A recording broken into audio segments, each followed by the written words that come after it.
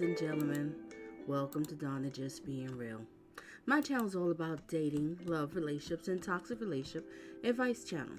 Alright, so we're going to get back into this topic again. Yes, we are.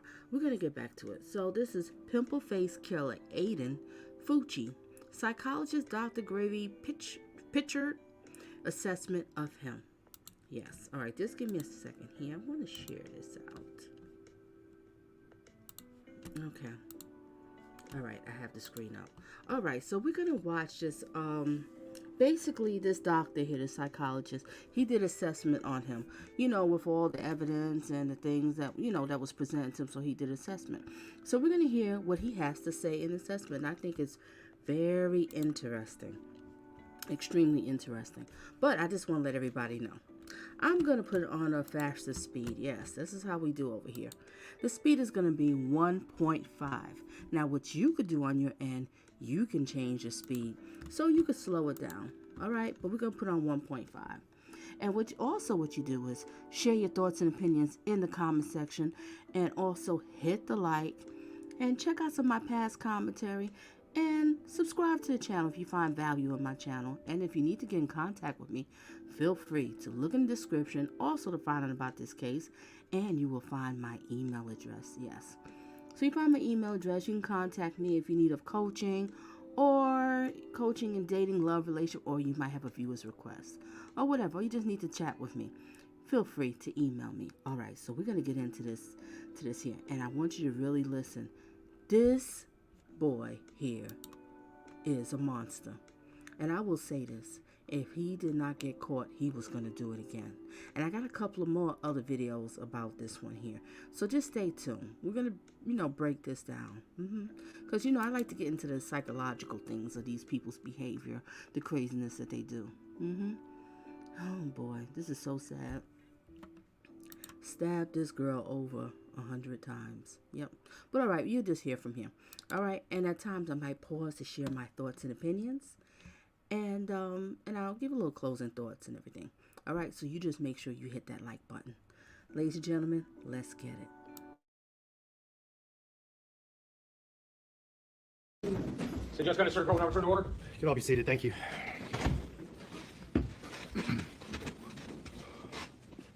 All right, State, back on the record. You may clear your witness. State calls Dr. Gregory Prichard. Dr. Prichard. Sir, if you'll pause right there and raise your right hand. Do you swear or affirm the testimony you're about to give will be the truth, the whole truth, and nothing but the truth, so help you God? Sir, if you'll come up and have a seat with us.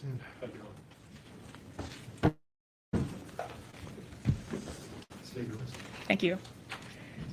Good afternoon, Doctor. If you would, introduce yourself to the court. Now, this is the prosecution questioning. All right, let's get it. And let the court know how you're employed. My name is Greg Prichard. Last name is Prichard, and I'm a licensed psychologist in the state of Florida. How long have you been a licensed psychologist in the state of Florida? This is my 27th year. And what is your educational background? I graduated from the University of Florida in 1989 with a bachelor's degree in clinical psychology. I received my master's degree in clinical psychology from Forest Institute of Professional Psychology in 1992. I completed my academic work at Forest Institute for my doctorate degree, and part of getting your doctorate degree requires that you do an internship, which I did at Florida State Hospital in 1993, 1994. Upon completion of the internship, I graduated with my doctorate degree, magna cum laude, with a specialization in assessment and diagnostics in 1994, and subsequently licensed in the state of Florida in 1996. And after your internship and you were licensed, just kind of walk through generally your areas of employment since that time. After my internship that I completed in 1994, I was retained by the hospital, Florida State Hospital. I worked there for 7 years on several different units there. The first unit was a dual diagnosis unit. It was a unit for individuals who were intellectually disabled and mentally ill. I then worked at a civil admission unit where individuals are committed for long-term care to Florida State Hospital on the civil side. In other words, absence of any criminal allegations against them. And then I worked at a forensic admission unit at the hospital where the state's adults who have criminal charges and they're either incompetent to proceed or they're not guilty by reason of insanity and they require hospitalization. My duty was essentially to make an effort to rehabilitate them and return them to the community. And that was a 7-year span, 1994 to 2001.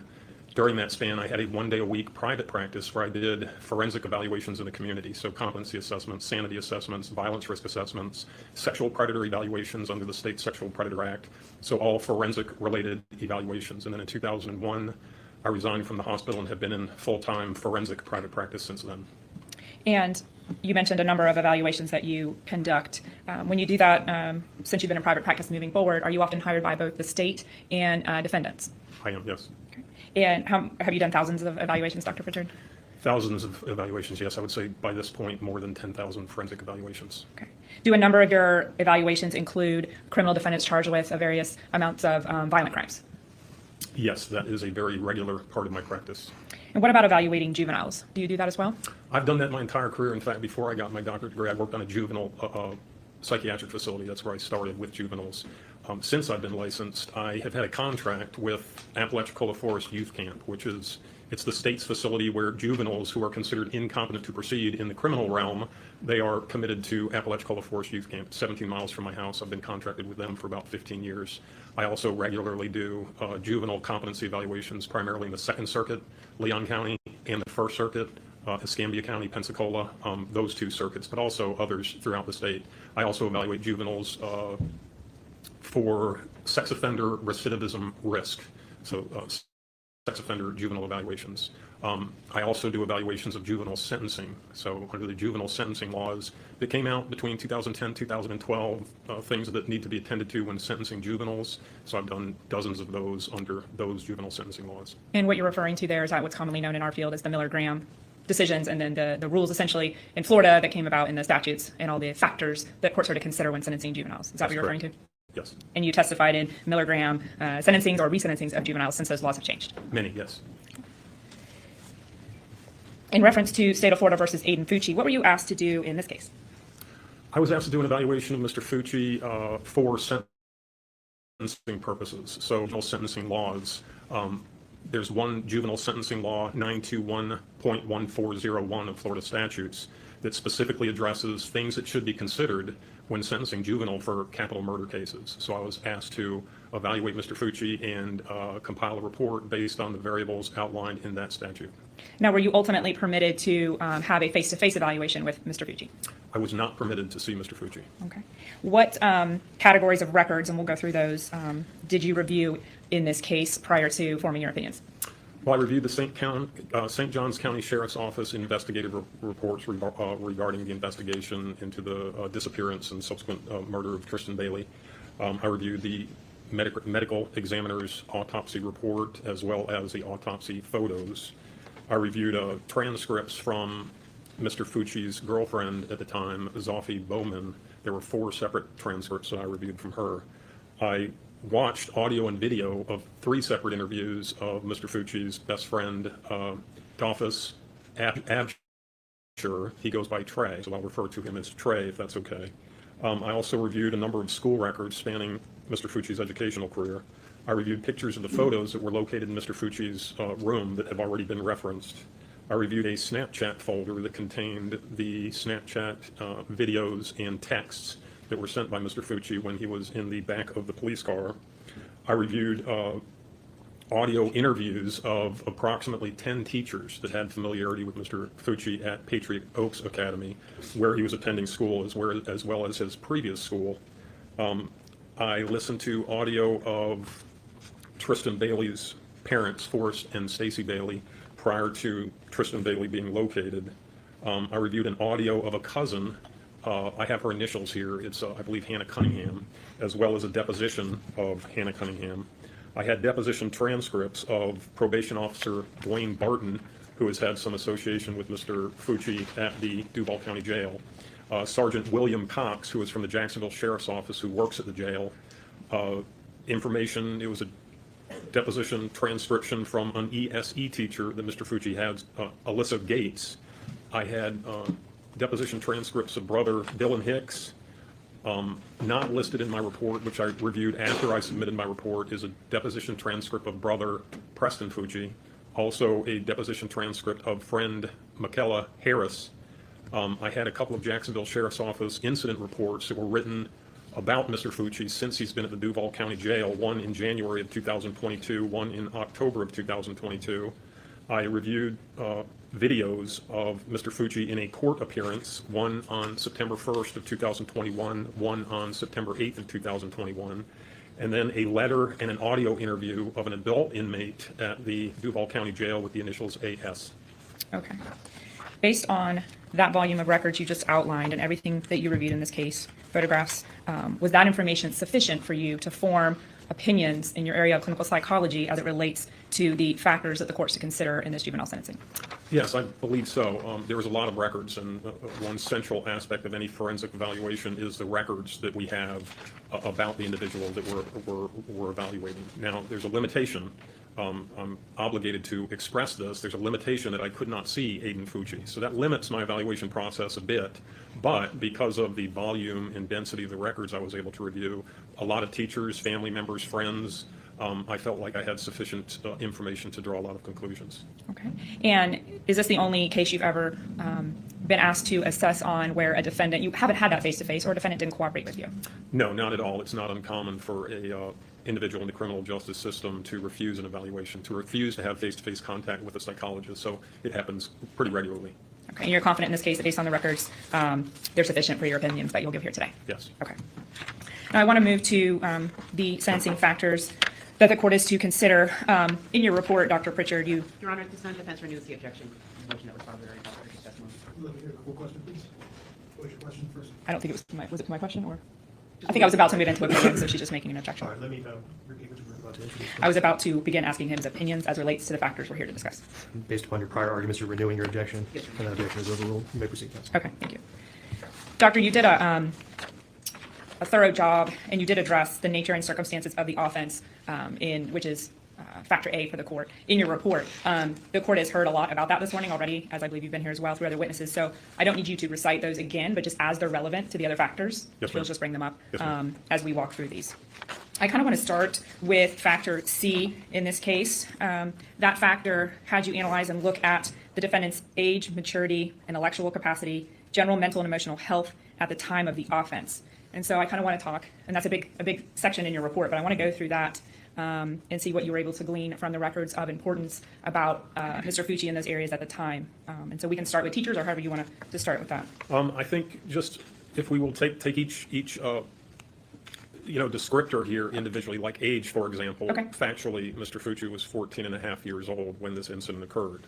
The next descriptor under the C factor is maturity, and maturity is sometimes a difficult thing to assess. In many cases, you will have commentary in the records from, for example, teachers that describe the individual as mature or immature. So what I noted with regard to maturity for Aiden Fucci at the time was that there was, in all the records that I reviewed, there was no commentary that Mr. Fucci was immature. Okay, so I thought that was fairly remarkable that nobody's characterizing him as immature for his age. I did see two characterizations of Mr. Fucci being mature. So one of those characterizations came from his juvenile probation officer who has contact with him at the jail. Officer Barton described him as mature for his age. I also noted that his best friend Trey, when describing Aiden Fucci, described him as more mature than the peers, which is part of the reason that Trey described that he got along well with Mr. Fucci. So those were the only specific references to his maturity status from all of the records that I reviewed. And similarly related to maturity, I think you have some comments noted about whether he was like a leader, characterized as a leader or a follower amongst his peers. What did you learn about that? Sometimes you kind of glean a maturity level based on whether they're considered leaders in their classrooms or with their peers, or conversely followers. So obviously when somebody is described as a leader, they tend to be more mature than the peers that they're hanging around with, which is why they are characterized as leaders. So I saw two references, one from girlfriend Zoffie Bowman and one from friend Michaela Harris, that they believed and they perceived that Mr. Fucci was the leader when it came to him and his best friend, Trey Absher. Okay. The next sort of descriptor in that factor is intellectual capacity or intelligence. What were you able to determine about Mr. Fucci's intelligence based on the records you had? So I think the best place to start in terms of intelligence is this. His intelligence was never formally tested. So there's no school records that indicate he was given a formal Wechsler Intelligence Scale for Children would be the standard one, so there's no indication that he was given one of those in the school environment. But again, though, I didn't see characterizations of Mr. Fucci being unintelligent or having cognitive problems. When we say cognitive problems, it's synonymous with intellectual problems, being not very smart or having cognitive processing or comprehension problems. There was no characterizations of that. The only specific reference I saw to Mr. Fucci's intelligence came from Sergeant Cox at the Duval County Jail. He described Mr. Fucci as intelligent, but without many street smarts. Okay. And you did also review grades and how he was categorized at school. If you'll describe that and perhaps the difference between academics and what you just discussed as intelligence. Okay, so in school, he was in special education classes. So he was in ESE, which stands for Exceptional Student Education Classes. His designation under that ESE umbrella, there's a lot of different designations. Some refer to designations because of cognitive or intellectual limitations. Some of them refer to limitations because of academic difficulties, which is separate from cognitive intellectual. It's academic. Some of the designations under the ESE umbrella have to do with behavioral issues like emotional handicap. So Mr. Fucci was in special education classes for specific learning disability, acronym SLD.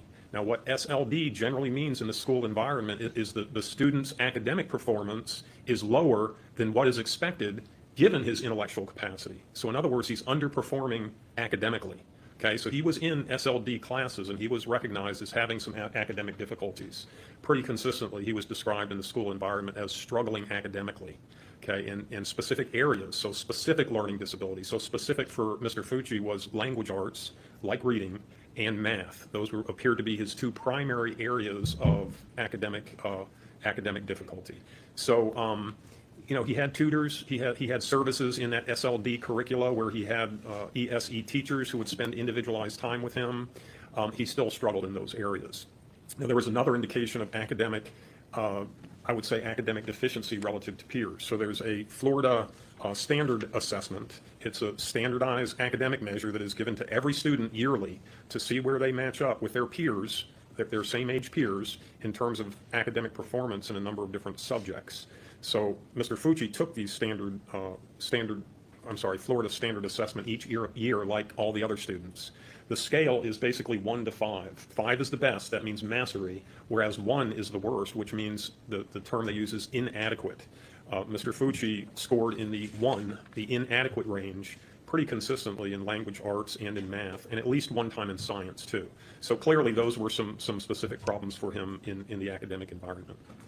And what about his grades? You reference, I believe, kind of starting, I think it went back to 4th grade, and then Right. how they go over time. Right. The grades were never great. He had some better years and some worse years. It looked like his worst year was likely the 6th grade. 6th grade, it was a lot of D's and F's. Not all D's and F's, but a lot of D's and F's. However, I noted that in 7th and 8th grade, his grades seemed to get a little better. It seemed like maybe at that time he was getting a little more individualized attention in the SLD, Exceptional Student Education context. So his grades in 7th and 8th grades were, you know, a couple of A's, a couple of B's, several C's, 1 D, 1 F. I think that was 7th grade, and then 8th grade it was similar. So it was kind of all from some A's, at least 1 F. But I would say in average, it was probably C average if you average all of the grades. So his grades weren't terrible. They weren't good. They were kind of middle of the road, except worse when he was in the 6th grade and seemed to get better. Now, I noted that there was it's called an IEP, standing for Individualized Education Plan.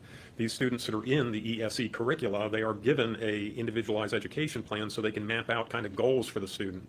I noted the last one for Mr. Fucci was put together in April of 2021, which would have been 1 month before the murder. So at that point in time, he was still on track to receive a standard high school diploma. So sometimes when it's obvious that a child is not going to academically be able to achieve to the point to get a standard high school diploma, they will get what's called a special education diploma.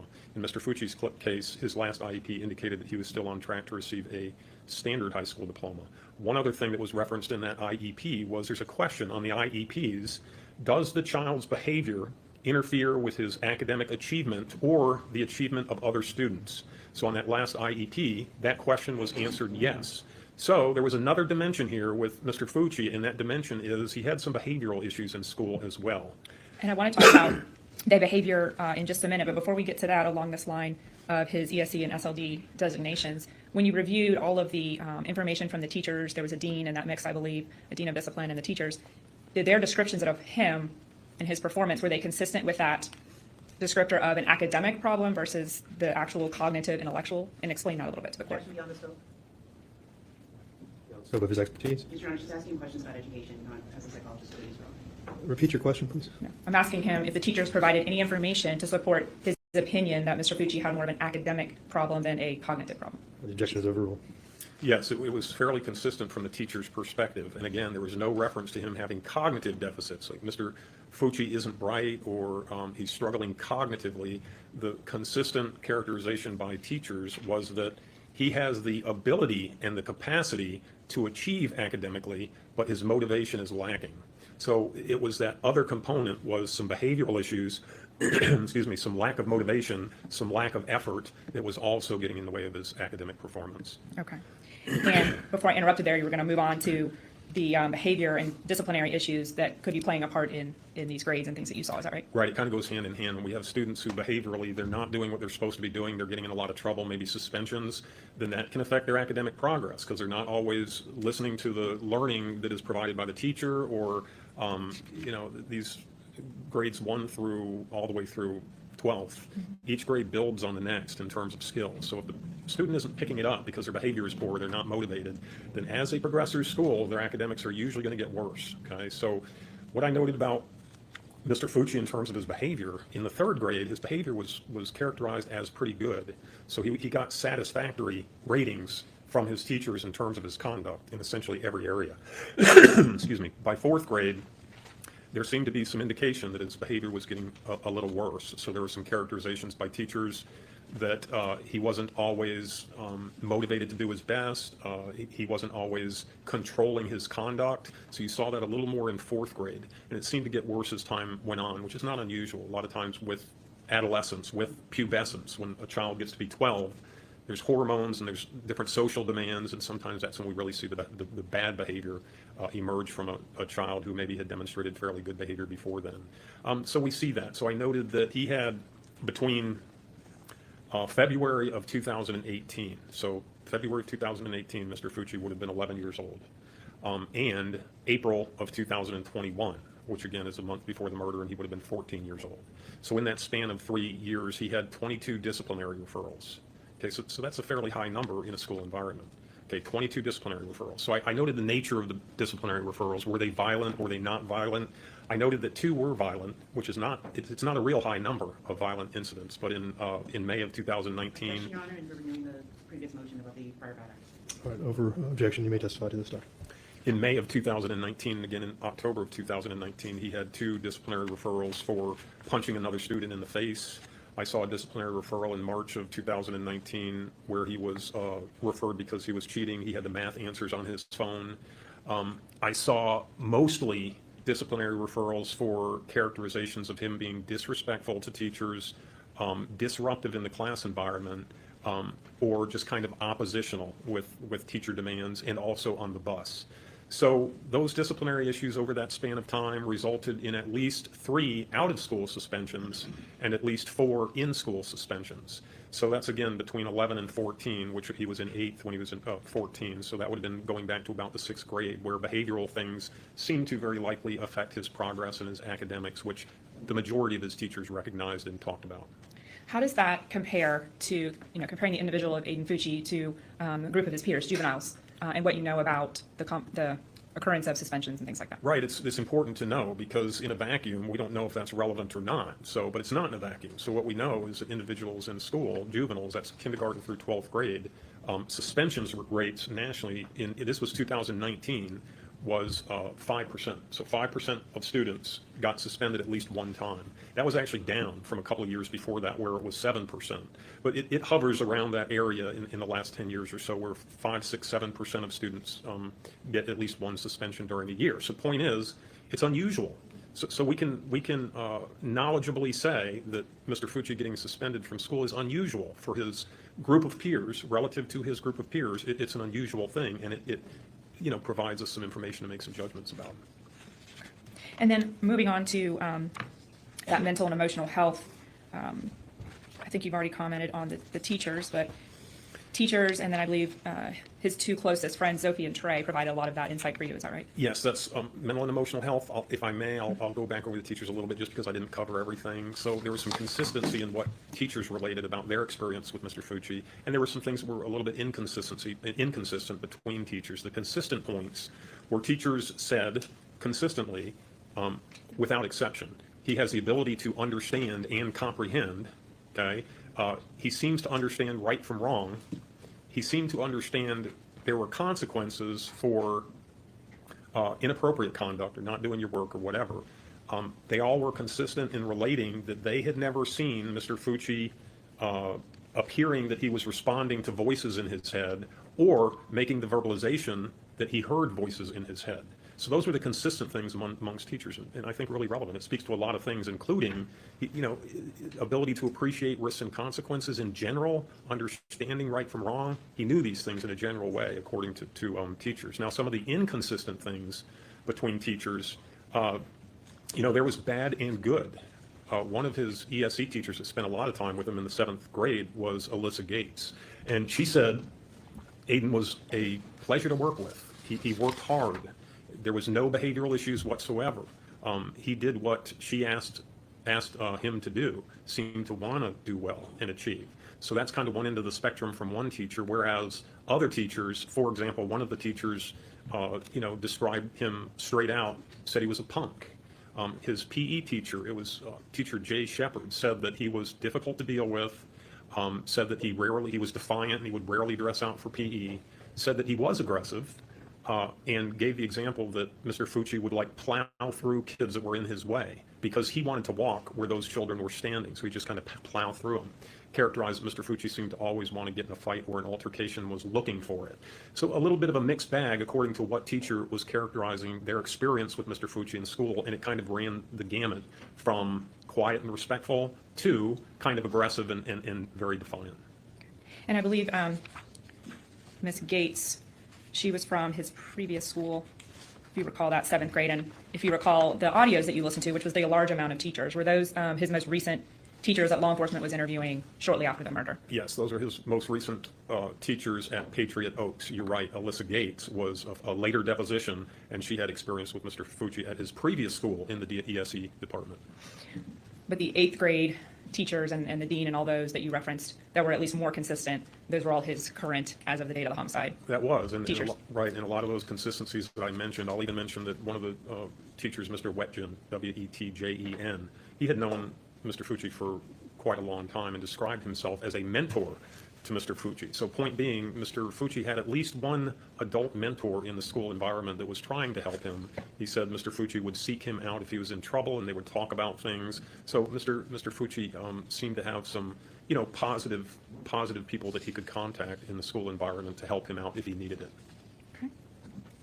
Is that all for the teachers and I along think those so. lines? Yes, And then we yes, move ma'am. on to his peers, Sophie and Trey. And I know there's a lot of information from Sophie that Right. law enforcement gathered about him generally, his emotional and mental health close in time to this crime. So if you could talk about the things that are of significance to you and your ultimate opinions in this case. Right, I think a good place to start is with some of the things that were described by girlfriend Zoffie Bowman. Now, just as a context, Zoffie Bowman and Aiden Fucci had been dating since January or February of 2021, so multiple months, spent a lot of time together.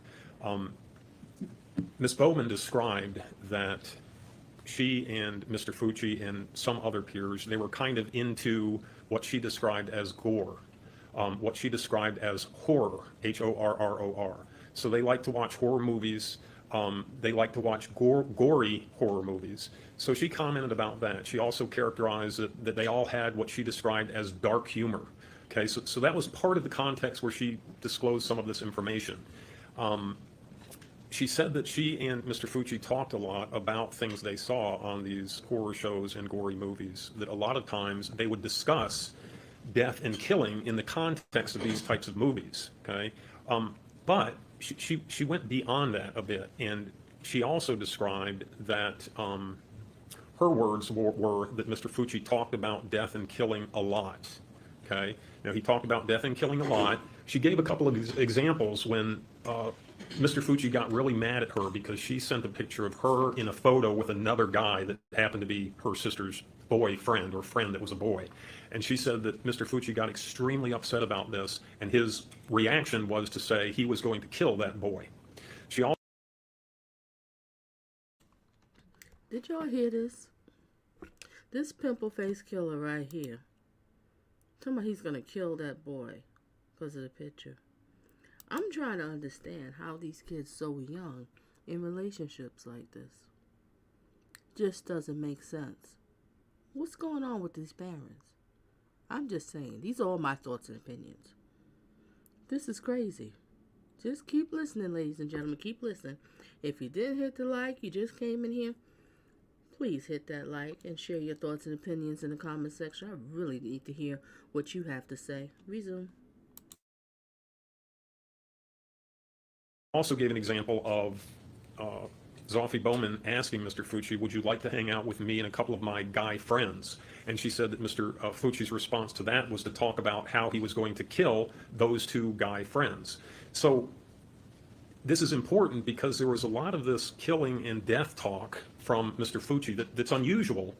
And it was occurring outside of just the context of talking about gory movies, right? Sometimes that was the context. Other times it wasn't. Mm-hmm. Like the example of him saying he was going to kill these boys that she was around.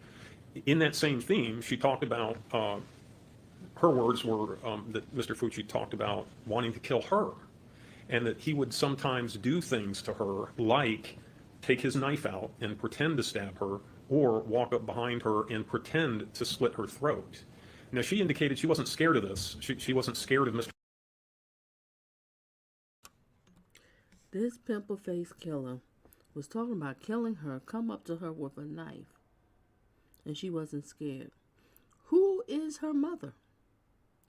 I hope her parents, her mother, her father, whoever's watching her, take this seriously, because they really need to sit down with this young lady. Because I don't understand why she even having a boyfriend at this age. But hey, it is what it is. But why would she even entertain a troubled boy like this? See, it's something going on in these homes. You know, we have to let these parents we have to be accountable for this. You know, we have to take some blame in this. This is crazy. Are you hearing what his girlfriend is saying? His girlfriend? He had a girlfriend? This is all middle school? This is crazy. This is insane. All right, just tell me, what do you think? You know, share your thoughts. Tell me, what do you think of this? Do you hear what his girlfriend is saying? You know, we as parents, we have to set an example. Wow. Resume. Mr. Fucci because she trusted him with regard to those specific acts. But it was interesting that he would make the comment that he wanted to kill his girlfriend, Zoffie Bowman. She took it as kind of a joke and is not serious. She also made a similar comment that I thought was significant, that Zoffie Bowman said, that's basically why Mr. Fucci no longer stayed at my house, because he talked about how easy it would be to kill me when I slept. So you see, this is going beyond just kind of this talk about gory movies. It's, I'm not sleeping at your house because you would be really easy to kill. She said, and I hope I got this correct, this is the reason why he's not able to sleep at her house. So he was sleeping over her house? What's going on at this age? Who's sleeping over whose house? What's going on? This is insane, ladies and gentlemen. This is insane. Just keep listening. Keep listening. While you're sleeping. A really, really peculiar, unusual, rare kind of comment repeatedly made to one of Mr. Fucci's closest friends. Now, it even goes beyond this, okay? So this is the thing that is, I think, most relevant, although the things I was talking about are relevant to this particular case, but the most relevant verbalizations by Mr. Fucci in the Tristyn Bailey murder was Zoffie Bowman recalled Aiden Fucci telling her that, basically asking, what would you do if I really killed somebody?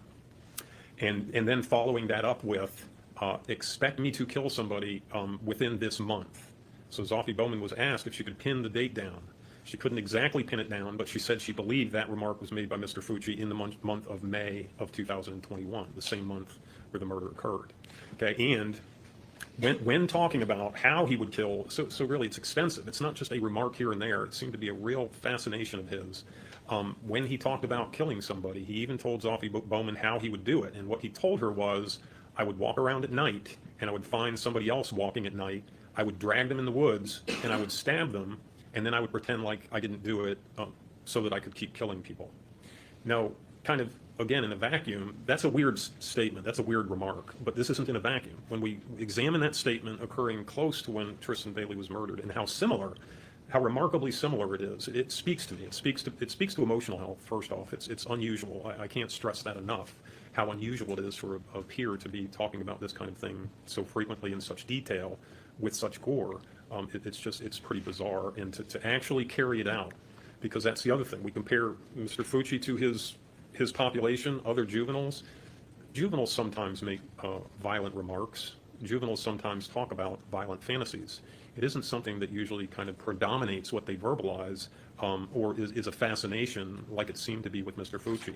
But to get as specific as Mr. Fucci got in terms of talking with Zoffie Bowman about the things he was thinking, I think it really suggests to me that he's giving a glimpse of what he's thinking about, what he's fantasizing about. She even said that she believed he was just talking about a fantasy. But even so, fantasy is a rehearsal. Often it's a rehearsal of what we want to do or what we're interested in. So there seemed to be a lot of that going on with Mr. Fucci preceding the murder of Tristyn Bailey. And it's different because he actually carried it out. That he carried out that fantasy. He just didn't verbalize it. He verbalized what he'd like to do and that he would do it soon, and he actually did it, which suggests some rehearsing of that very kind of instance with Tristyn Bailey. Is that sort of verbalization and all the different pieces of evidence that you have that point to that thought process, is that even unusual amongst juveniles that commit violent acts? It is. It's very unusual. And again, it's not that uncommon for juveniles to talk about something violent occasionally or get in a fight occasionally, but to talk about death and dying in almost a preoccupied way. It's extremely, extremely unusual. And that violent, not punching somebody in the face, stabbing somebody. He also made the comments to his best friend, Trey Absher, that I'll talk about next in that same vein. And before we move on to Trey, when you were originally talking about how some of the context of these comments were in sort of a shared interest of watching horror movies with Zophie, his girlfriend, did she explain, though, a difference between what she was interested in and what Mr. Fucci was interested in that respect? Yes, thank you for reminding me of that. Yeah, so that was an interesting thing, too. So Zoffie Bowman made it clear, I like gore and horror, but it was fictional. It wasn't real. It was a movie. It was pretend, right? But she said that she commented about Mr. Fucci actually pulling up videos off the internet that were real-life gore videos. So they're out there. So real-life gore videos of, she said, somebody getting his head chopped off or somebody getting shot. And that was a distinction she made. She said, yeah, I like gore, but it's fictional and fake, whereas he seemed to look for the real-life, not TV stuff, and he enjoyed looking at that. Zophie had also witnessed Mr. Fucci, outside of herself, commit a violent act or be in a fight, I believe, as well, close to time. She talked about seeing him violent when he beat up another kid at a food truck one Friday night, basically stole his vape pen. Mr. Fucci stole the kid's vape pen, and the child wanted it back, and Mr. Fucci beat up the child.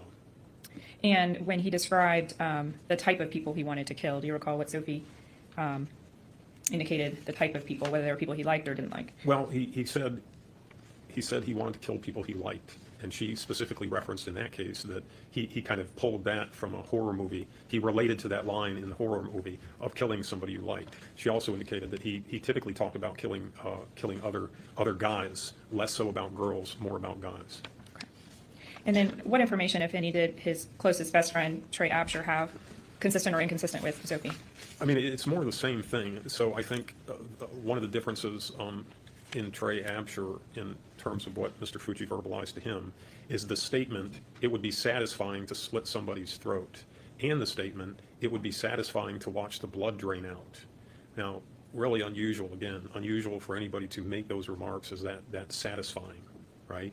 What was interesting is Trey Absher had a response that I thought represented what within the realm of a normal response to these remarks by Mr. Fucci. So I think it would be satisfying to slit somebody's throat. I think it would be satisfying to watch the blood drain out. Trey Absher's remark was it was weird and not normal. And he even said that I can't imagine stabbing somebody like that, especially repeatedly. Okay, so it's interesting to think about. That's a normal response. Most of us can't imagine doing this harm to another person, especially in such a violent and close-up way. And that was Trey's experience of those remarks. But Mr. Fucci didn't seem to have any compunction making those remarks and understand, the effect it had on even his friend. Dr. Prichard, kind of moving into the information you gathered about Mr. Fucci's general background, his family, home, and community, what of significance did you note was present and not present about Mr. Fucci's background that ultimately adds to some of the opinions you give in this case? Right. So this was a little bit of a mixed bag too, depending on who you asked. So I'll go with Zoffie Bowman and Trey Absher first, peers. So Zoffie Bowman in particular talked about Mr. Fucci telling her that things were really difficult at home, that he did not feel very loved or appreciated by his parents. He felt like he was the least important and least liked out of all the family. Zoffie Bowman also said that Mr. Fucci described that his biological father, Jason Fucci, was sometimes physically abusive. She chronicled 4 specific incidents where Mr. Fucci told her that Dad choked him one time, slapped him one time, and punched him 2 times. So 4 separate incidents of what she described as Mr. Fucci saying Jason Fucci was physically abusive towards him. She also... Ladies and gentlemen, you hear this? Wow. And I'm also going to show, well, not now, but another time I'm going to upload the video of the interrogation with the mother and father with Pimple Face. It was very interesting. All right, let's get back to it, ladies and gentlemen. Hit that like and share it out on your social media. And like I said, if you want to get a hold of me, there's my email in the description. All right, let's get back to it. Isn't this interesting? This is so interesting. I love the psychological thing. Because, we need to know about what children's behavior. Because these are signs. And especially if they're acting like this in middle school and they keep doing like this in high school, you got yourself a problem. I mean, don't get me wrong. We was all rebellious. All kids are. But I'm talking about stuff like this. This is not normal. Okay? This is not normal at all. Resume.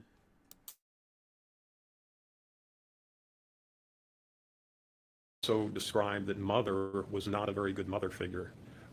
She went so far as to say that Mr. Fucci described what she believed was emotional abuse in the home from mother. She related that she had urged Mr. Fucci to report it. She was concerned enough to say, you need to report this. This is emotional abuse. As time went on, she dropped that idea because Mr. Fucci didn't seem very responsive to her concern about emotional abuse in the home. So those were the suggestions from peers that some things were going on at home that were less than healthy. Now, the siblings of Mr. Fucci, and that would be Dylan Hicks and that would be Preston Fucci, did not characterize that there was any abuse in the home. Okay? In fact, Dylan Hicks described Jason Fucci as a fantastic father, as a very good father figure who was basically always there for him. Characterized a different kind of discipline than Zoffie Bowman indicated Mr. Fucci told her, and the discipline was essentially he got spanked on the butt by Jason Fucci if he did something wrong. Also, that discipline in the home involved go to your room, not being able to have contact with your peers, or taking away your cell phone. So obviously a very different characterization from Zoffie Bowman suggesting that Mr. Fucci said that Jason in particular was physically abusive and Mom was emotionally abusive. Grandmother, Deborah Spywak, that's maternal grandmother of Mr. Fucci. She's been in the home a lot. She used to live there during the week, had another home, and that's where she'd go during the weekend, but spent a great deal of time with Aiden Fucci and the family. She didn't characterize that there were any problems in the home at all. She essentially said that everybody got along well, that Jason Fucci was a fantastic father, that Michael Akel, stepdad, was a fantastic father, that Crystal Smith, Deborah Spywak's own daughter, was a wonderful mother. She said that since the split of Mr. Fucci's biological parents, so blended family, 2 different households, that neither parent had ever missed one of their prescribed weekends that they had custody of Aiden and his siblings. So she described it was very positive, that everybody worked hard, that it was very conscientious parenting, that the children had all they needed and wanted. She described them as spoiled kids, in fact. She described herself as very close to Aiden Fucci. So again, a little bit of a mixed bag. Most of the people in the home, other than Aiden Fucci, were describing what I would say is fairly normal existence in that home, whereas what came from Zofie Bowman, which is what came from Aiden Fucci, was there were some incidents of perhaps physical abuse in the home, and what Zofie Bowman perceived in the description from Aiden Fucci to be emotional abuse from mother. And again, comparing this individual to similar peers and in the criminal justice system, juveniles that you've looked at, how did his background sort of compare to other backgrounds that you witness and see that contribute to behaviors and things? I mean, I would say, relatively speaking, he had a very good background. Of course, in the criminal realm, we see a lot of poverty often. We see a lot of abuse. We see a lot of drug addiction. There was also commentary that Mr. Fucci's parents didn't use alcohol or drugs. So I would say he had a very good upbringing, relatively speaking. We didn't see any of that clear dysfunction that you often see in criminal cases. We didn't see poverty. We saw a picture of the house earlier. At least I would say middle-class family, middle-class household. A lot of people interested, grandmother, biological father, stepmom, biological mom, stepdad, siblings. So a lot of people interested in Mr. Fucci and his sibling and his family's lives, which is also sometimes not seen in the criminal context. So I would say, relatively speaking, it was pretty unremarkable, pretty normal, existence for him. Okay. And then moving on to one of the other larger categories of factors that you considered, talk about what you learned through the records and how that relates to the effect of any immaturity, impetuosity, failure to appreciate risks and consequences. And obviously the importance of this is how all that relates to his participation in the offense. Right, participation in the offense. So I've talked about immaturity. He's okay, so all 14-year-olds are, relative to young adult adolescents, but relative to his peers, no description of him being immature. Immaturity related to the crime, it's so unusual. The behavior is so unusual in this case, for a 14-and-a-half-year-old, that it's hard to know if immaturity played any role whatsoever. I can't really offer an opinion on that. Beyond what I've already said. What about impetuosity? Impetuosity, I would pull in what I would describe as fantasies, the pre-existing experience of violent fantasies in Mr. Fucci's head that he verbalized. Ladies and gentlemen, this is why I compare him to Omen 2, Damien. This is why I have this picture. Was he evil? I'm telling you, some of these kids have the devil in them. These are all my thoughts and opinions. But they have the devil in them. Why? As he said, I'm not knocking you watching horror flicks. I love horror flicks. Always did since I was a little girl. I used to have friends come over. We used to have ice cream and junk food, and we used to watch horror flicks. But this person wanted to see real killings. Really see somebody hurt and do it himself. That is sick and twisted. All I have to say, what's up with the parents? Resume.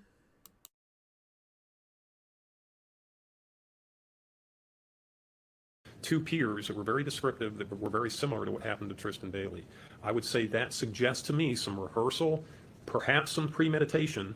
And when I say perhaps some premeditation, when he says, expect me to kill somebody this month, and he's already kind of outlined how he would do it, it seems like he had some rehearsal of that in his head before it occurred. And so that was important. Okay, it suggests the opposite of impetuosity. So if you're planning it and thinking about it fairly extensively before it occurs, it's not impetuous. That's more planned. Okay, he even made that comment to Zofie Bowman. If he does it, it's going to be planned. Okay, so that's one aspect of it. The other aspect of it, I would say, and a really important one, is the actual crime. Okay, so these terms, impetuosity, okay, what does that really mean? Well, impetuosity, impulsivity, lack of forethought, where you just kind of do something and you don't think about it and you don't think about the consequences, it's essentially what it means in this context. So the crime, and I would like to illustrate my point with a hypothetical, if I may. Yes. Okay, so. Objecting, Your Honor, there's no question being posed. This is the boy's parents, Mommy and Daddy. Another story. Mommy and Daddy laid down and had Satan Jr. by the name of Aiden Fucci. Yes, he did. Y'all didn't see the signs? Those crazy drawings that he had in his room? He has all these different knives. You didn't notice? I don't know about you, but let me know in the comment section. You know, whose parents and have, kids in middle school, elementary, and all that kind of stuff. Don't you check their book bags? Don't you check their room and see what they have? High school, maybe you cut back a little bit because you want them to have a little bit of privacy and independence. But we don't have that in elementary and middle school. No, you need to know what's happening. I'm just saying. Let me know if you agree with me or not. Resume.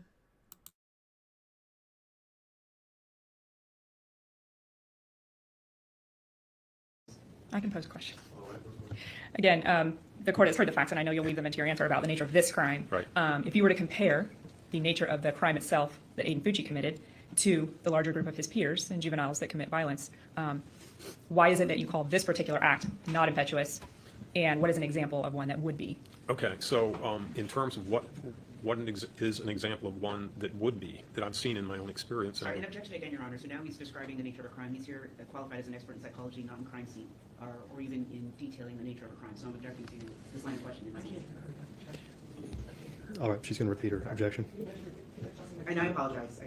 Defense is objecting to the line of questioning. Dr. Prichard has been qualified before the court as a psychologist, not a crime scene expert on the nature of homicides. So to this question. Look at little Satan Jr. Look at him. Yep, this is his brother. The Omen. Damien. Damien is your brother? Well, you dance with the devil, you get burnt by the devil, so now you're going to spend the rest of your life in prison. And they are not nice people there. Just look at him. Really look at him. No emotions, no nothing. And when he do show emotions, it's all fake. It's all fake.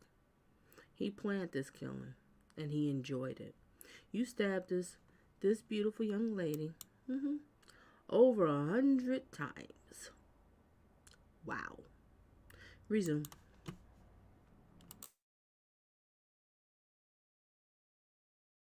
And this line of questioning defense counsel is objecting.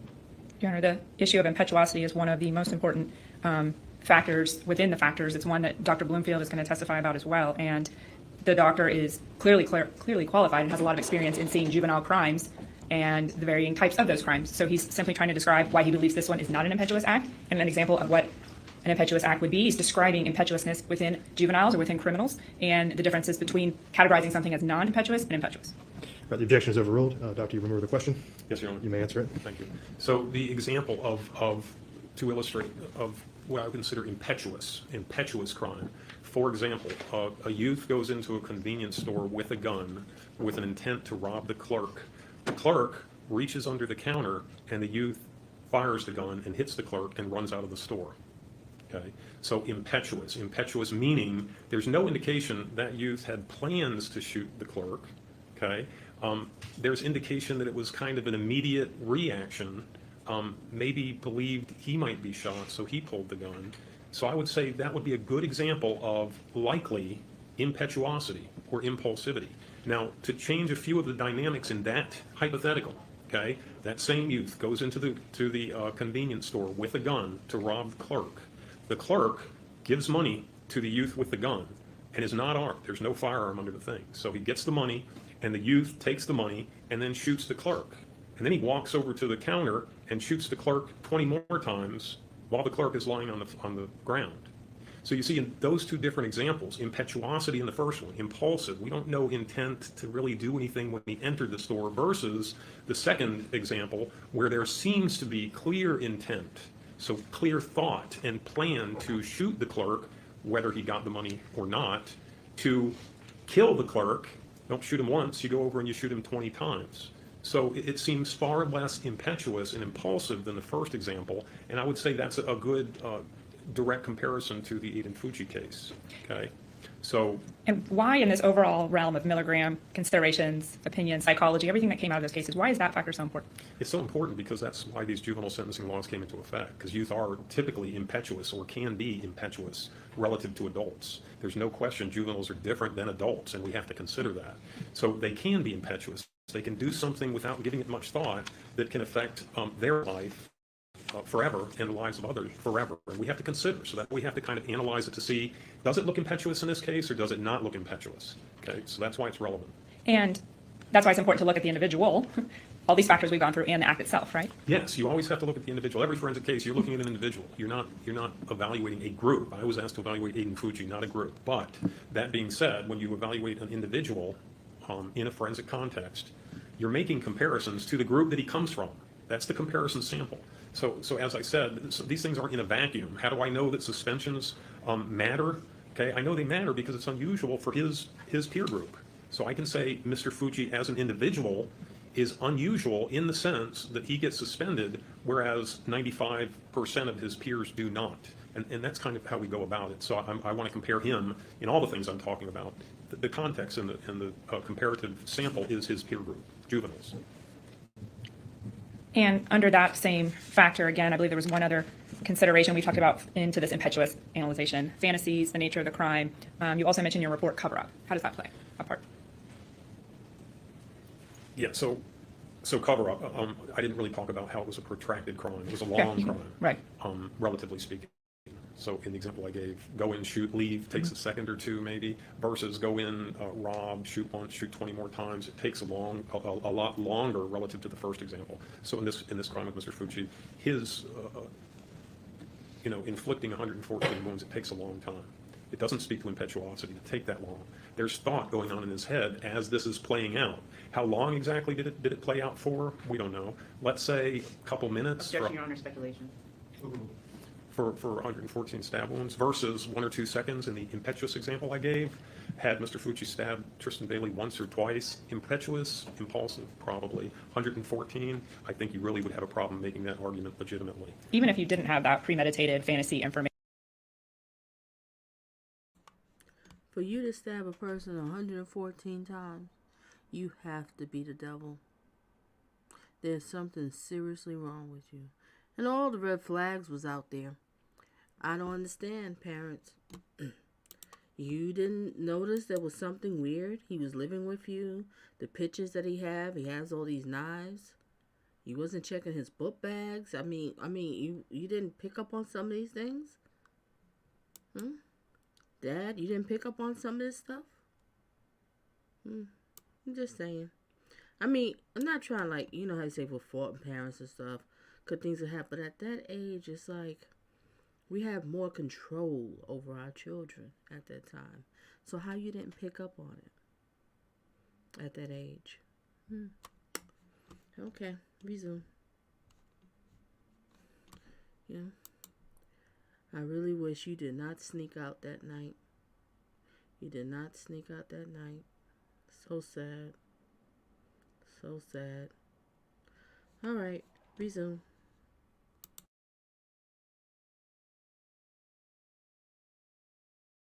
The crime itself speaks to that, right? Exactly. Even if you didn't have that premeditation, although I would say clearly he did. Clearly it's there. It's in his head beforehand. So then the final thing would be the cover-up. Okay. So this really plays to appreciation of risks and consequences.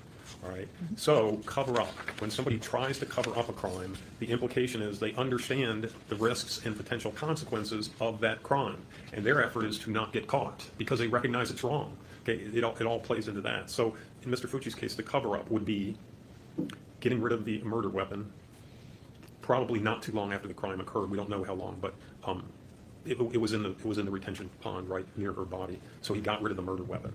Okay, so murder weapon, immediately get rid of it because he recognizes that he doesn't want to have that, or else he'd be caught and implicated, and he doesn't want to be implicated. Same for all other aspects of cover-up: hiding the shoe behind the bureau, hiding the T-shirt under the bureau, lying to people.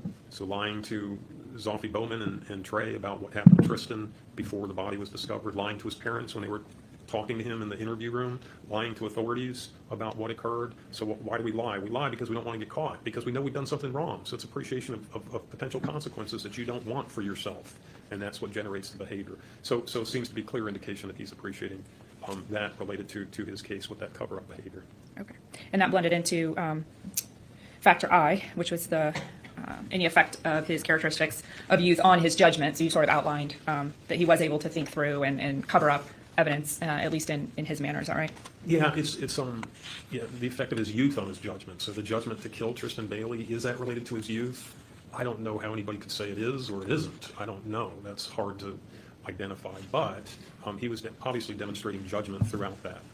Judgment in terms of, the stab wounds, the number of stab wounds. Right. The cover-up, that's judgment. Excuse me. So clearly demonstrating judgment, but how much that judgment related to the decision to kill Tristyn Bailey is related to his youth.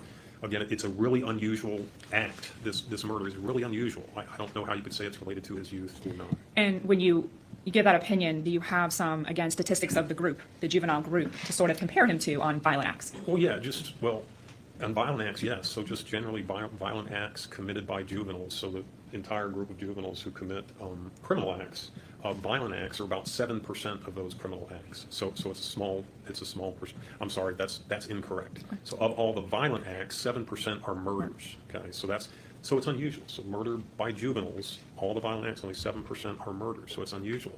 Now that's the. Again, now he's talking statistics and he's being called as a psychologist. I'll sustain the objection unless you have something to cite. I provided it to, I think, both counsels. Dr. Prichard, you did. You provided We do have a copy, Your Honor, but it's from the criminal, From the US. federal organization, and it's not APA or the Association of Psychiatrists and Psychologists. Let me make the link. The objection's overruled. So yes, it's unusual.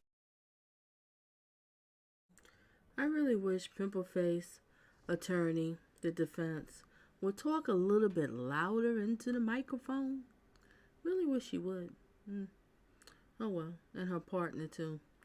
Oh well, it is what it is, right? Let's get back to it.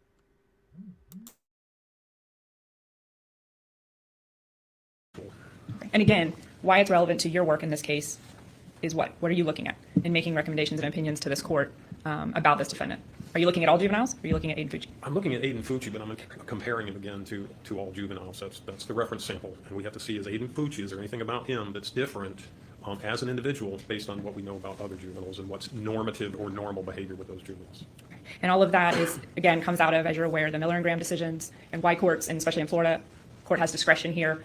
So the court is to look at the individual, and you're here to provide insight and compare him to other similarly situated juveniles. Is that fair? That's correct. That's fair. There's two very brief factors, brief comment you probably have on those that the court's to consider. The extent, it's F and G, the extent of his participation in the offense and any pressure on him by outside peers in this case. So did you see any evidence of anyone else's involvement or influence on Aiden Fucci in this case? Nobody else's involvement. It appears that he acted alone, and it did not appear that anybody influenced him, either peers or family. One of the last sections you discuss in your report is the possibility of rehabilitating the defendant.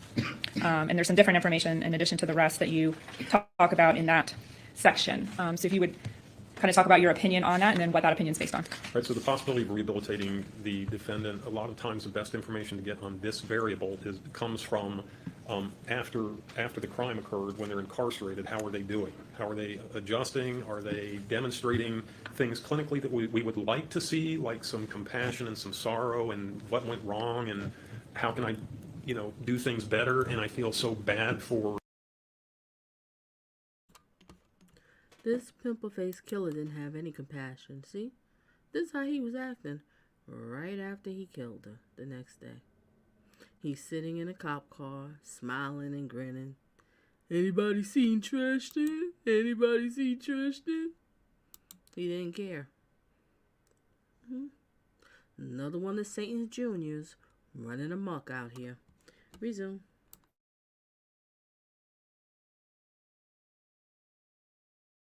The family, anything like that, or do we see things that are more negative that doesn't really speak to the person trying to get better, or maybe even recognizing or acknowledging or taking responsibility for what they've done. So in Mr. Fucci's case, the information comes from Duval County Jail, where there's commentary, and I got much of this, or some of this, from the deposition from Sergeant Cox there at the jail. Sergeant Cox's deposition talked about how Mr. Fucci had been functioning in the jail. One of the things that Sergeant Cox indicated that Your Mr. Honor, we would renew the objection regarding the new acts without any conviction that were cleared by the safety board. The objection is overruled. Can I repeat that for the You may. defense renews the objection for the post-arrest acts, bad acts without a conviction that he was cleared in the safety board by Dr. Prichard, not relying on, or at least move on this issue.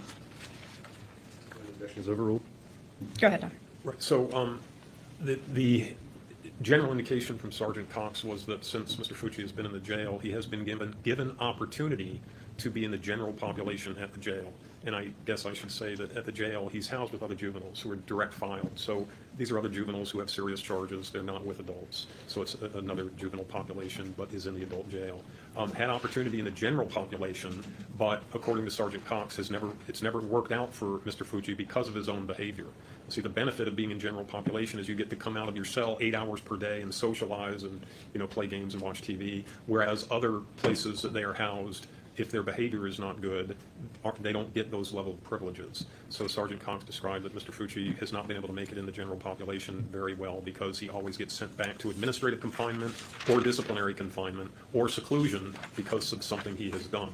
He mentioned some of the things that Mr. Fucci had been doing in the Duval County Jail that resulted in him not being able to stay in the general population. And essentially, one of the main things was he was extorting commissary. So commissary that he gets, all the inmates get, snacks and things. He was extorting the commissary from smaller juveniles at the jail.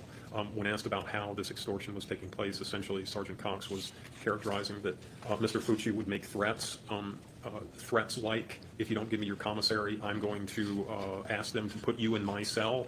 So it's kind of an implied threat there. Sometimes was explicit as threatening to harm or kill the other inmate if he did not give. Ladies and gentlemen, you hear this? He's in jail and he doesn't care. Threatening the inmates in the jail. Put you in my cell. He's proud of his killing. And if he never got caught, he was going to do it again. He'd been wanting to do this for a long time. He's been obsessing over stabbing someone. Everything he wanted to do, he did it. And I don't understand. The guy that's his best friend, why is he hanging with him? What about his parents? He didn't realize that he was hanging around with a kid that had issues? And they would be all at the house after hours? Don't these kids got curfews? The girl that, his Pimple Face Killer girlfriend? Really? Why is she with him? Don't the parents want to check on her? Who is she choosing to be friends with? I don't understand this. This is crazy. All right, let's get back to it. Tell me, what do you think?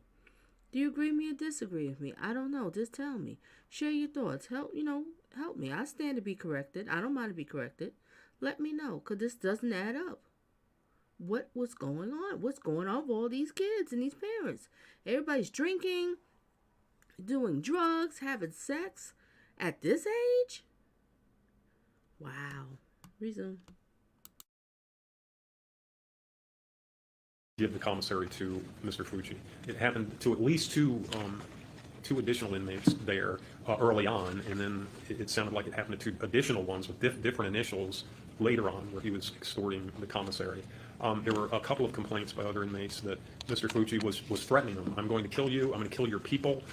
Was threatening to stab them. There was one indication by Sergeant Cox. He provided a, if I may refer to my report real quick and find the actual quote.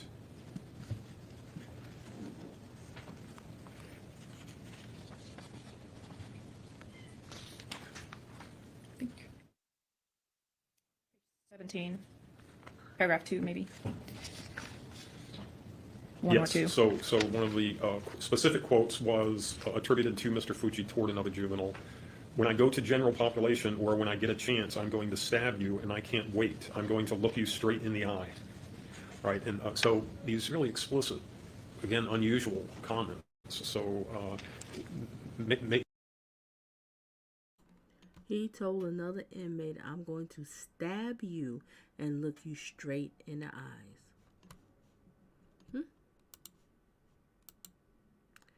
Damien, resume. doing this extortion, doing these threats, manipulating, kind of bullying to get things he wanted, and even referencing his case in the process of threatening or trying to extort. So the idea being that Mr. Fucci seemed to be using the incident, and that is murder and the characteristics of that murder, to exploit and to get what he wants in the jail environment. Okay? And in the absence of, it's really callous to make those statements. Most of us see that. It's callous to make those statements that, I'm going to stab you like he did to Tristyn Bailey. So it's, there's concern for me clinically that he is not demonstrating any kind of compassion, any kind of understanding, and maybe he can't understand what he's caused, the terrible, terrible situation he has caused for so many people. Tristyn Bailey's family, the community, his own family. So really a real void in terms of demonstrating some conscience, some understanding that this was terrible and expressing any kind of sorrow for it. And closer in time to the actual murder, you had a few more pieces of evidence of insight to him. You had the Snapchat videos and then the interaction with his parents. Did you see anything in that evidence that would relate to his ability to be rehabilitated and just his general reaction to the crime and how that applies? So again, it's just the unusual, incredible callousness about his behavior in the back of the police car. Okay, that's really, really unusual, and it does not suggest clinically that this child, Mr. Fucci, has the same kind of makeup that most of us do and moral compass that most of us do. Okay, so it's exceptionally callous. At that point, he was the only person on the planet that knew where Tristyn Bailey was and her status as deceased. And he's laughing and joking and peace-signing. And has anybody seen Tristyn lately? So really, really callous and concerning. He actually seemed to be having a good time with Trey in the back of the police car. Didn't seem to be that nervous with his parents either when he was speaking to them. So he's got this emotional makeup.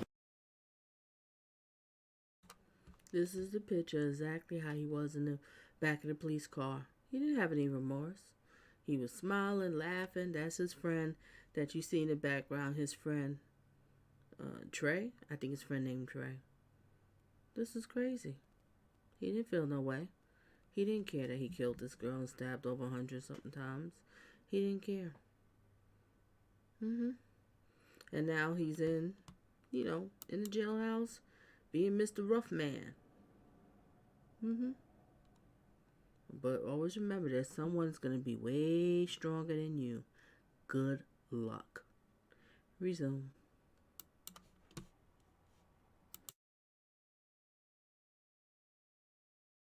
That for me would be clinically very concerning, and for me would suggest that he doesn't have, I would say at this point, I don't see him as a good candidate for prognosis. He's not demonstrating what I would like to see clinically to say, yeah, we have some hope for this guy getting better. He's not demonstrating that, so I would say that at this point, his prognosis is poor for rehabilitation. And Doctor, overall, these post-Graham Miller factors, the 10 that we have sort of covered today, or primarily the 9 that I've gone over with you, the goal of those is to sort of analyze the individual, the crime, give the court some guidance as to how to sentence this particular juvenile. Are they unique in stature, or are we just talking about a general impetuous juvenile? Any final thoughts, additional thoughts, and ultimately your opinion on that in this case? I would just say that the overall thought for me is that he's a really unique person. I would say in a bad way.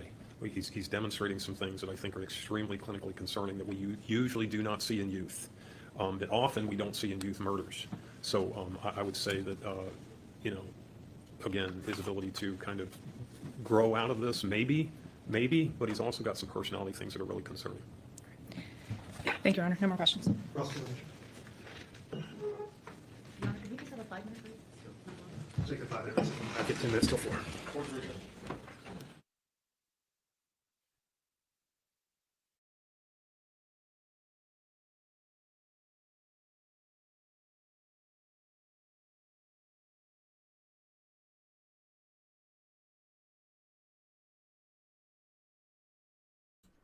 Okay, let's hear what his defense attorney, Pimple Face defense attorney has to say. Let's be fair, we have to show both, right? All right, let's get it. Ms. People said 15 minutes, so let's give her 30 minutes. Essentially, I just want to know when Your Honor wants to stop for the day so we can make some decisions, because we would be moving next into family after that, or we could pick that up in the morning. I'm just trying to, does Your Honor want to be done 4:30 or 5? How many witnesses do you have, or family victim We have- statements do you have left? We plan to present 6 family members and members from the community. Depending on if we go today or tomorrow, it'll depend on who's here. We're not getting to all of that today, is my point. We could start and go into tomorrow, or depending on the breaking time, so I was just, We'll plan to go till 5 o'clock or so. okay, and then we'll just see. Then address, I'm sorry, because we had just filed a motion regarding the victim impact. Let's finish with this Let's- witness. yeah, We'll just- move into your motion, and then we'll see where we're at. All right, thank you. I did receive your motion, I just saw it. Thank you. All right, you may proceed to cross. Dr. Prichard, good afternoon. Good afternoon. So I received your CV. We're not going to go through all of it today, but in your past, you were a senior psychologist with the Florida State Hospital. Yes, ma'am. All right. And part of your work there, Florida State Hospital and with juveniles in Apalachicola. So you've 2 different locations, but you've worked with the state in different locations. Yes, ma'am, but Florida State Hospital was not juveniles, those were adults. The Apalachicola Forest Youth Camp is juveniles. Right. So Chattahoochee with adults, Apalachicola with children. Yes, ma'am. All right. And you've evaluated, fair to say, countless individuals for Baker Acts. Yes. All right. And a Baker Act's a form of civil commitment.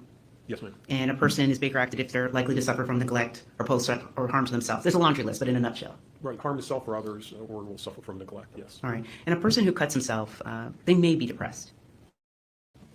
Yes, they may be depressed. All right. There could be other reasons, but that could be one of them. Yes, ma'am. All right. And a person who neglects to shower or wash their hair, again, this may be an indication that this individual is depressed. Yes, it could be. All right. And a person who doesn't change their clothes, again, could be depressed. Not Yeah. caring for themselves in general. Right, you're speaking of kind of hygiene issues, and we do see that sometimes, yes, in people who are depressed. All right. And some people who are depressed are also suicidal. Yes, All right. And a person who's experiencing, for example, delusions or hallucinations, they may be suffering or under the influence of illicit drugs. that can happen, yes. All right. And sometimes individuals are experiencing delusions or hallucinations and disorganized speech. Again, could be too much alcohol, too much drug use. Yes, All right. Is it fair to say that also an individual who's experiencing delusions, hallucinations, disorganized speech, and I know there are more to that list, could also be experiencing symptoms of schizophrenia, per se, if they had that ongoing for a few months, maybe 6? yes, it could represent what you're describing, delusions, hallucinations, it's psychotic experience, disorganization also. So yes, those are some of the characteristics that can be seen in schizophrenia. All right. Now, regarding adolescent brain, the brain development is not complete until the mid-20s. That is scientific fact, yes. All right. Not up for debate. Right, Okay. And an adolescent tends to use the part of the brain that's more emotional, more impulsive. yes, that's part of the aspect of the not fully developed brain, is they tend to be more impulsive and more emotionally driven and don't think things through very well. And that's characteristic of children. Right, it's characteristic of all children on the planet who have not, their brains haven't fully developed yet, mid-20s or so. So yes, it's typically a characteristic of children. And unlike a child, an adult brain developed, or an adult brain that is developed, it'll have, the adult brain that is, greater cognitive control, meaning an ability to weigh out a risk. That's true. Okay. And an adolescent, as they grow, that prefrontal cortex or that area of the frontal lobe will start to mature. Yes, that's the last part of the brain to mature, but yes, it keeps maturing up through late adolescence and into early adulthood. And unlike a child, an adult with a mature prefrontal cortex will reason better, develop more impulse control, and just make better judgments. Is that fair? Well, in theory, there's a lot of adults who don't Yes. do that, but yes, that's the idea, is when the prefrontal cortex is fully developed, that tends to lend to better reasoning and better judgment, less impulsivity, better able to project risks and consequences, that type of thing. And that ability or that final formation of that part of the brain is mid-20s. Yes, Okay. Granted, as you said earlier, there's some adults never really get there. right. Okay. But children, they're not there at all. Yeah, they don't have the fully developed brain, so they are not there. It doesn't mean that all children have bad judgments, because some don't at all, but they are more at risk of that because of that not fully formed prefrontal cortex. Now, is it also fair to say that, I heard what you said, but children then lack self-control, or impulse control is the word I should say. That's one of the risks, yes. And again, all kids aren't impulsive. It's kind of on a spectrum. So, but they're more at risk of being more impulsive as children because their brains aren't fully developed. And on that same line, then, they're not making well-reasoned judgments. They're not making judgments that are consistent with as good as it will be for them when their brain's fully developed. All right. Is cutting a form of self-injury? Yes, And is cutting a form of self-injury that can have several motivations? yes. Okay. And is it a common reason, not the only, but a common reason that individuals will cut to distract from emotional pain? Yes, that is one of the dynamics involved in cutting behavior sometimes. Right. And is it also, again, not the only, but a common reason that some individuals are cutting to distract from the emotional pain because the intensity of the physical pain will distract from that emotion that they don't want to deal with? Yes, that's the idea. All right. Now, is it fair to describe middle schoolers that are participating in drug use as risky behavior? Yes, that's fair. Is it fair to describe middle schoolers that are participating in group sex as risky behavior? Yes. All right. And is it fair to describe middle schoolers that are not, as a group? This is crazy. Middle schoolers having group sex. This is insane. Really is. Resume. Group, because kids tend to work together in groups that are not listening or obeying their parents on some simple rules, like stay home, would be, again, risky behavior. Yes, All right. Now, you did not evaluate Aiden. that's correct. All right. And you're a trained psychologist, and you did not administer any psychological evaluations on Aiden. Right, I can't if I don't see him. So. Right. You didn't see him, you didn't evaluate him. Right. All right. Then. And with that same line, then, you didn't give any specific test in terms of testing for his executive functioning. I did not. All right. And in terms of Aiden's intellectual functioning, you didn't give any specific test for that. That's correct. And then you did receive a large number of school records, correct? Yes, a lot of pages. And within that large body of school records, you didn't see any psychological tests that were administered to Aiden Fucci. I did not. I didn't see a single one. All right. And within those school records, his IQ in relation to the response or the result of a test was not present.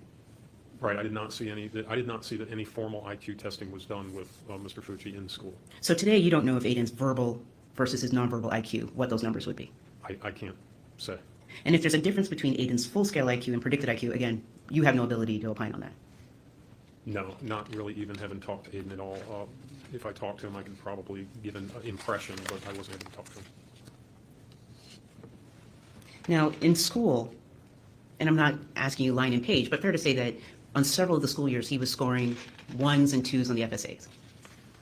Yes, I mean, it was real consistent in language arts and math, as I indicated. I think it was grade 3, 4, 5 on up, maybe once in science. Sometimes he scored 2s. I never saw him score 3 or higher on that Florida Standard Assessment. And by the time he's in 8th grade, he's not reading, well, it's not 8th grade, but for the majority of his school years, he wasn't reading at grade level. No, I mean, the last IEP when he was in 8th grade that was in April of 2021 indicated he was reading at the 6th grade level, so it would have been 2 grade levels behind in that skill.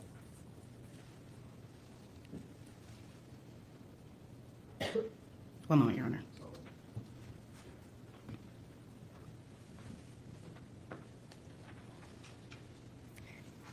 Near the end of the questioning with the state, you provided an opinion. I mean, I imagine I did. I think I may have provided more than one, so I'm not really sure what you're referring to. Yes. Well, you didn't evaluate Aiden. You didn't provide any tests to Aiden, Right. correct? Yes, ma'am. And as a trained psychologist, you know best practices would be to actually perform an evaluation upon it. Right, best practice is to do that. The desire is to do that, but if we can't do it, it doesn't mean we're not able to perform an evaluation. We're just, relatively speaking, there's a limitation that I mentioned. So we have the records we can evaluate him on, but I couldn't evaluate him in terms of what he had to offer me or doing any testing specifically with him. So today, without an evaluation, you can't give an opinion about any personality disorder, or I should say his IQ, for example, where there's actual testing. You cannot provide an opinion on that.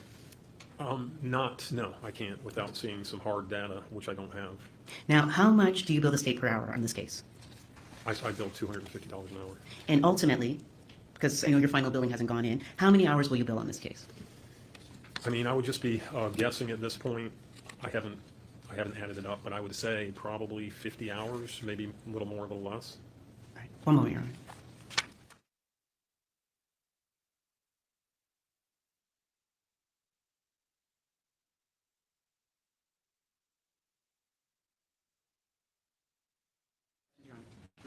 Yes, Your Honor. Dr. Prichard, Ms. Peoples asked you in the very beginning, after she asked you about Baker Act information, about people that cut themselves. Could that be a sign of depression? And I believe you said it can, and she offered up and agreed there could be several motivations, correct? Yes, ma'am. Okay. Do you recall a specific reason Mr. Fucci gave his friend Michaela Harris about a cutting incident? If you don't, I can direct you? I don't know. I don't know. I can't pull it up right now. So If you would refer to page 11, the first full paragraph of your report, when you're relying on Michaela Harris for some of the emotional and mental health. Okay, so page 11, first paragraph. First of all, where it says MH, Okay. just read that and it might refresh your memory about the cutting.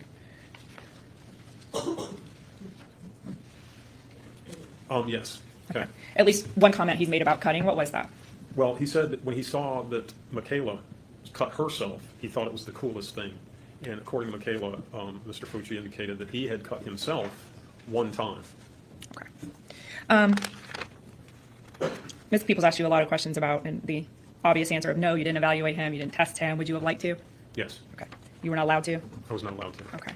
And you've described it's limited, as you have to. It's, without that, you're limited in how far you can go. And you stayed within the records review in this case and provided opinions, correct? Yes. Meaning you didn't provide a mental health diagnosis of Aiden Fucci? I did not provide a mental health diagnosis, and I stopped short of providing some opinions that I might have otherwise been able to provide because I wasn't given the opportunity to see him. But again, as I've stated, I had a lot of information on which to draw conclusions and opinions. And then ultimately, Ms. Peoples went through some of the science or psychology that we understand is accepted commonly in your field about youth and brain development. You agree with all of that, correct? I do agree with all of that. It's scientific fact. I mean, that's why the juvenile laws were made, because they're not fully developed and they're different than adults. So yes, I believe in all of that. Okay, so just so the court's clear, you're not here to do those general principles of juveniles. Oh, not at all. No. What have you done then based on accepting that premise of juveniles? They're generally immature, they're young, and their brains aren't developed.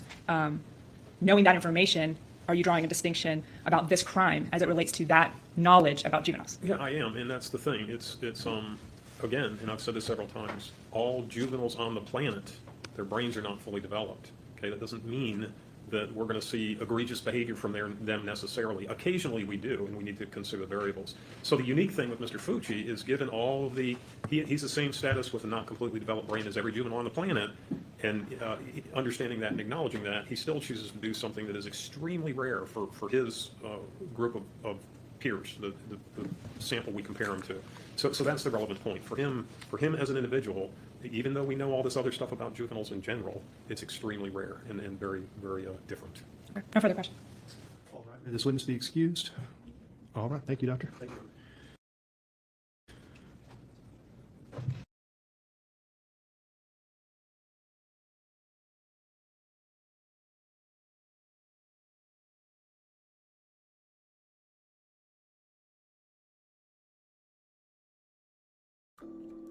Okay, ladies and gentlemen, that's the end of it.